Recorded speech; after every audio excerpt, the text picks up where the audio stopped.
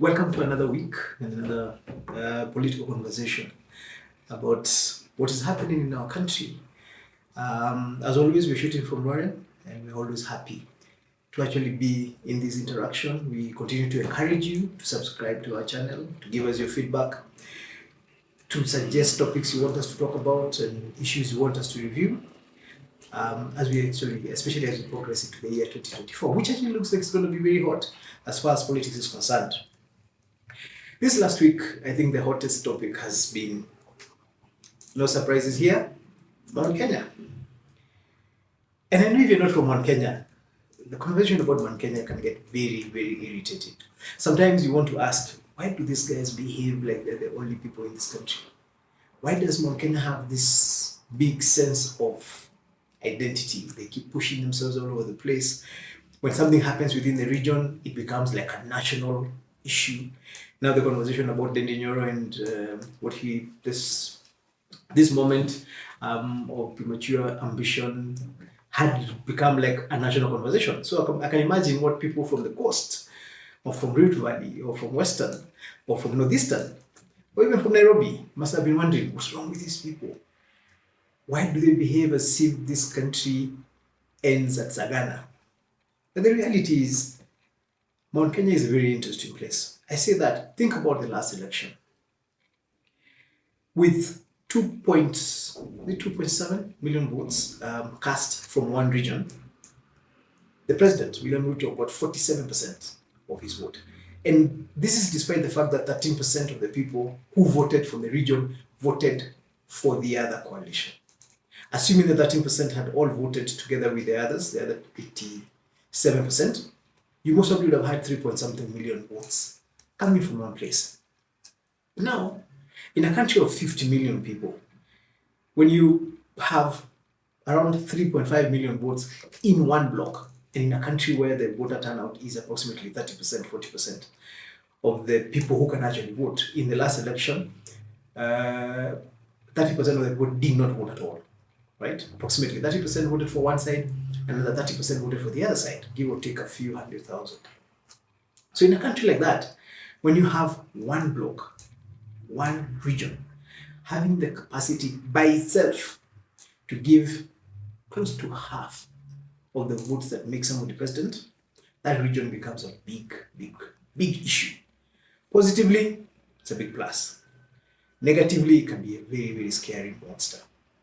And this is the thing about Mount Kenya. And I want to take us back a bit to Moi, who, if you listen to Mount Kenya, is one of the worst things that ever happened to the region. And part of the reason why Moi had such an uncomfortable relationship with Mount Kenya is because of the history he had with the region. Remember, when Moi was deputy president, was vice president, it was the leadership of the Mount Kenya region that gave him the hardest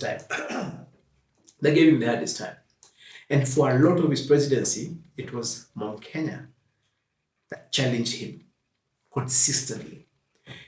And because of that, he had his strategy and tactics of management of the region still leave a bitter taste in the mouths of the region. To date, despite the fact that a large percentage of the people who are around today were not actually, a lot of the voters today were not active citizens at that time. But the legends and the history and the narratives continue about how bad Moi was to our region. To be fair to Moi, a lot of what he did with the region was because of that uncomfortable relationship he had with the region and how they kept challenging him. I bring that history because there's something that is important for us to learn. Every president, once you become president, you have to keep trying to figure out how to manage and protect your capacity to work during your presidency. President William Ruto became president slightly over 1.5 years ago. He wants to run this country for 10 years. He has a plan that he would like to see implemented for 10 years. And the people who played the biggest role in helping President Ruto become president is the Mount Kenya region, right? They voted for him in a way that was unexpected, even I think by him. A lot of this had a lot to do with the mobilization. First, with the investment that Ruto himself had made in the region for close to 10 years.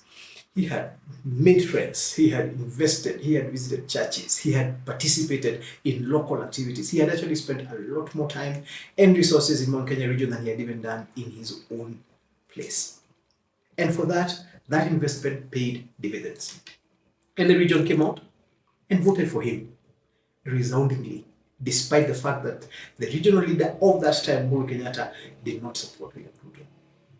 And I think this is something that William Ruto will never forget.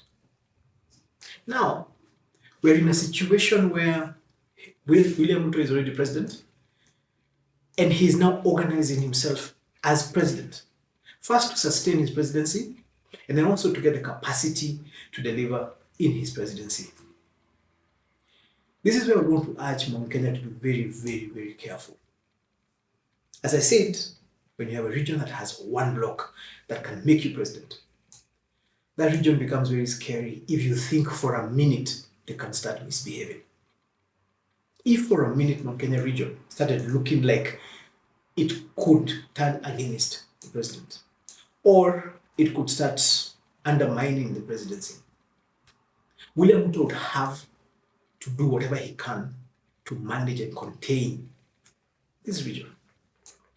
So my proposal, the region sat down and decided they want to support William Ruto in 2022.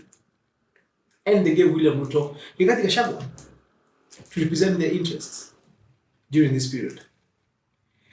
Rigathi Gachagua's fate is tied 100% with that of his boss. Rigathi Gachagua does not have the capacity to create a political career outside William Ruto at this time. It is in his interest for William Ruto to succeed. And he will do everything he can to make sure William Ruto succeeds. We also realize that Rigathi Gachagua is not a pushover. We've just seen how he has managed this thing about Dende. And you have to give it to him. He managed, within 2 weeks, a fire that had begun looking like it was going to burn down the house fizzled out.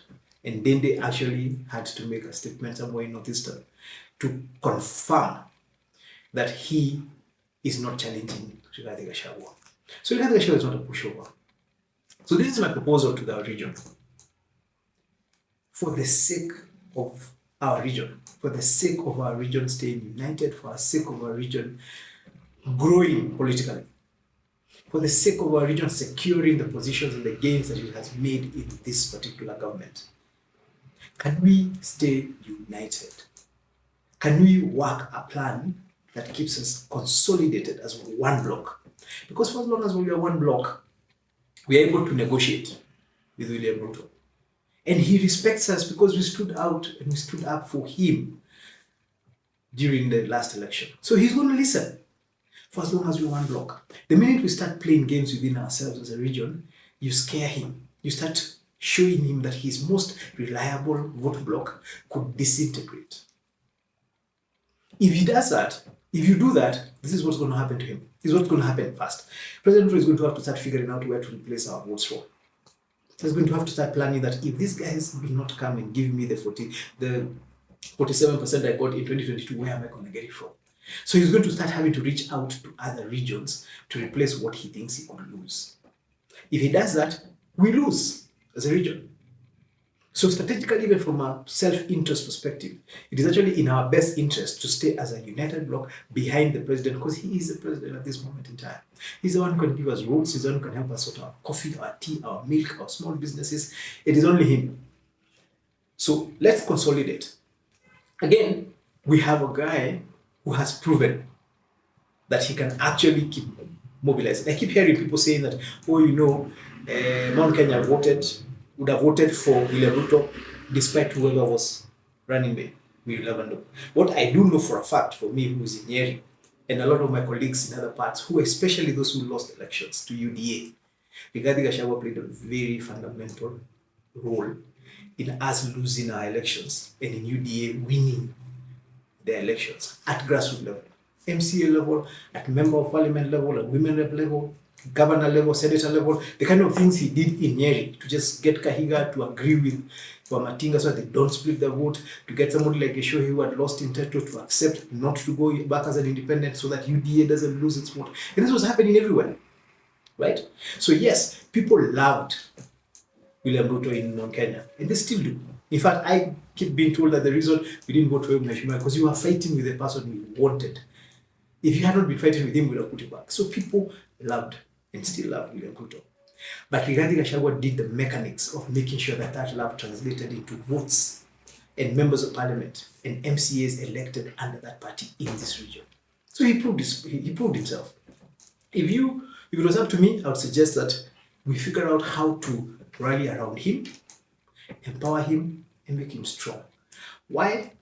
A strong Rigathi Gachagua is a strong Mount Kenya. A strong Mount Kenya is a strong William Ruto. He will not feel shaken. He'll have confidence knowing that one of the largest blocks in the country is behind him 100%. Now, a strong William Ruto means that he'll confidently be able to engage in his business of building the nation, meaning this is going to be good for the entire country. So if it was up to me, that's what I would advise Mount Kenya to do. Please, stay united, stay behind Rigathi Gachagua, stay behind William Ruto. It's going to be good for the region, and it's going to be good for the country. As I finish, I watched the president and the deputy president in Meru, 24 meetings in 3 days. It's an average of what, 6 meetings? 6 to 7 meetings a day, right? Where the president and the deputy president were trying to explain to the people of Meru what they're going to do for them, what they have done for them, why they're doing it, why we're going through the things we're going through. And I saw the amount of effort that went into it. And it was a good thing. Politically, it was very good for the presidency to do what they did. But I keep asking myself, where are the members of parliament from UDA? Remember, as a member of parliament, as a women rep, as a senator, as a governor, you are on the ground a lot more than the president and the deputy president can ever be. Times are hard. There's no fighting about that. Kenya is going through a deep economic crisis at this moment. The government is making decisions that are very unpopular, right? But I think the leadership around UDA and the Kenya Kwanza administration needs to do a little bit more to help the president and the deputy president to explain to Kenyans what is happening, why it's happening, and what we all need to do about it. The leadership, the members of parliament, the governors, the people who are elected around Kenya Kwanza need to actually step out. You get the feeling that they're scared of confronting or speaking to the people who elected for them. So they're all running away from the voters and leaving the president and the deputy president to have to do the heavy lifting of explaining every single policy that the government is taking. I would love to see members of parliament also going to their local grounds and explaining to people. Yesterday, the last couple of days, what we saw was like a campaign trail by the presidency. Members of parliament can do the same thing. Of course, it's going to be hard because it's true, guys are not happy. And I can understand a member of parliament wanting to run away from what would be a bit of resistance from the ground. But it is your responsibility to keep explaining to the people who voted for you in this government what is going on. And just keep doing it. If you do it consistently, you're going to reduce the resistance and the difficulties that the government is facing. If you run away and leave it to the president and the deputy president to be the only ones who do it, Kenyans will not forget. And let me say this final word. The fate of the Kenya Kwanza elected leaders is tied 100% to the success or failure of President William Ruto and Rigathi Gachagua. There's no running away from that. You go out there and talk to Kenyans the way Ruto and Rigathi are doing it. Running away and saying you're not going to talk to Kenyans, or you're going to avoid politics when you go into functions, you're not going to explain the challenges that the government is going through, you're not going to defend the government, it's not going to help you. At the end of this session, if people decide this government didn't work, you go home. If they think it worked, you have a chance to be able to talk to people during the next election. So, my suggestion, go out there as a member of parliament, as an MCA, as a governor, as a senator, as a women rep, who supports Kenya Kwanza, please go out there and explain what is going on in government. Help the president, help the deputy president to try and explain to Kenyans what's going on. Make it easy. Yes, you will face resistance, but you will reduce the resistance that the government is facing if you do your little bit in your elected area.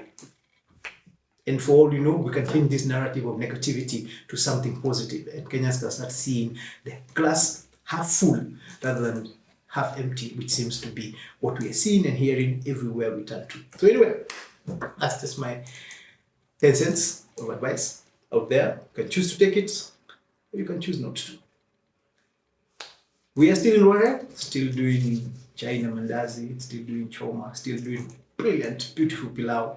Good accommodation, good conference facilities. When you're in Nyeri, please make sure you pay us a visit. We'll be happy to serve you.